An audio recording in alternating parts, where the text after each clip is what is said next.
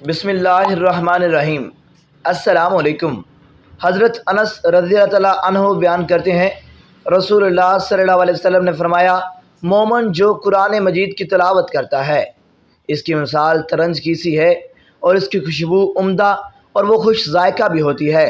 اور مومن جو قرآن کی تلاوت نہیں کرتا اس کی مثال کھجور کی سی ہے کہ اس کا ذائقہ عمدہ ہوتا ہے مگر اس میں خوشبو نہیں ہوتی، اور فاجر آدمی جو قرآن پاک ہے اس کی مثال ریحان نسبو کی سی ہے کہ اس کی خوشبو عمدہ مگر ذائقہ کڑوا ہوتا ہے، اور فاجر آدمی جو قرآن نہیں پڑھتا اس کی مثال حنظل کی سی ہے کہ اس کا ذائقہ کڑوا اور خوشبو کوئی نہیں ہوتی،